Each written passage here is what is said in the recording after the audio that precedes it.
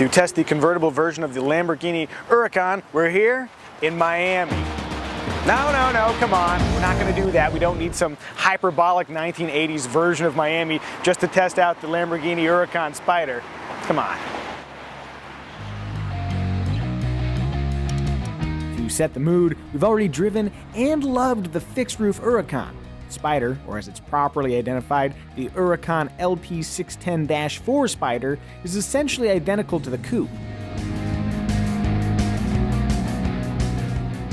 That means there's a 5.2-liter V10 behind me making 602 American horsepower, a Doppio Frizione 7-speed dual-clutch transmission handling gear changes, and an all-wheel drive system that can send 50% of the torque to the front wheels or up to 100% of the torque to the rear wheels. Yes, it's a very capable package. Hey, there's a McLaren.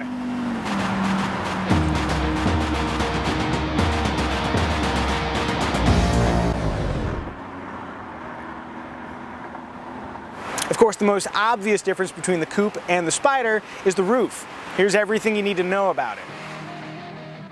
It's a lightweight soft top that operates at up to 31 miles per hour in a reasonable 17 seconds, though you'll need to hold this switch for the duration. It looks good up, it looks good down, it features 3 layers including a synthetic rubber middle layer to minimize noise in the cabin, and you can get it in black, brown, or red. I absolutely dare you to get the red top with the blue exterior. And just in case you're planning on flipping your Huracan Spyder, there are hidden pop-up roll bars that should ensure your idiotic head stays attached to your inverted body.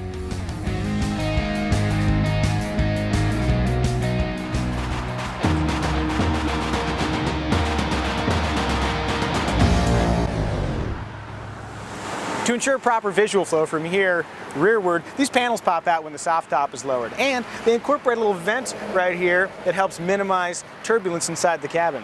Lamborghini also makes available this wind blocker, and with its unobtrusive design, I really can't see any reason not to just leave it installed.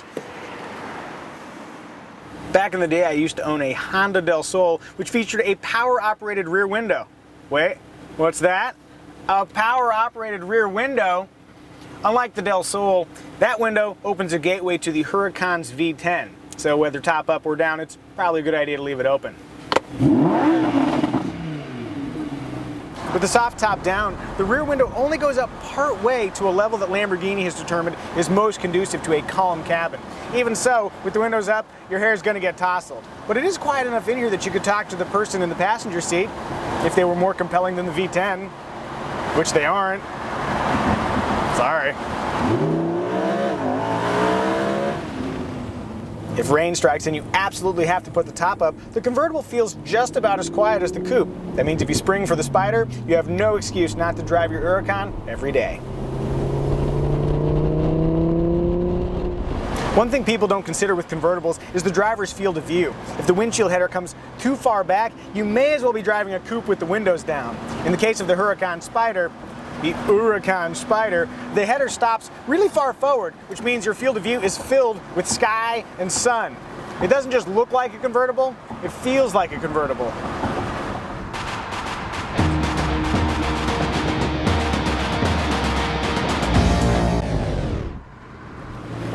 With a dry weight just shy of 3,400 pounds, the Spyder weighs 264 pounds more than the coupe, adding 0.2 seconds to its 0 to 62 mile per hour time.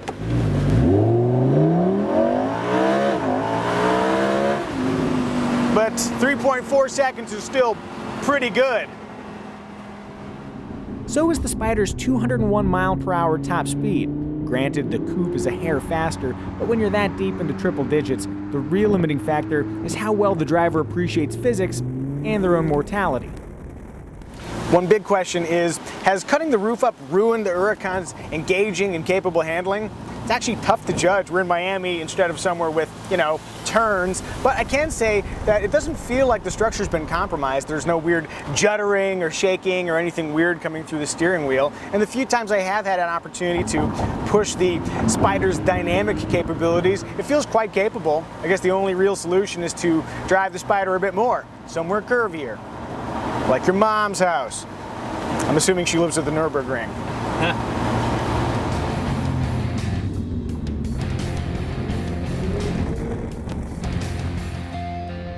Helping explain the Spyder's unsullied handling is its hybrid aluminum and carbon fiber chassis.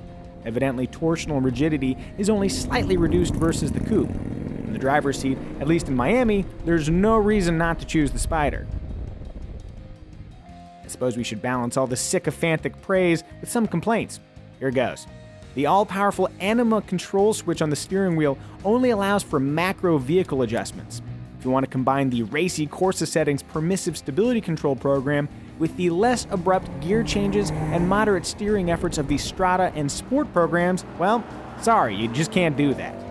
Lamborghini says customized Anima settings are something they're looking into. Oh, and just like the Huracan Coupe, the view rearward and over your right shoulder is terrible. Though at least in the Spyder you can pop your head up meerkat style for a better view.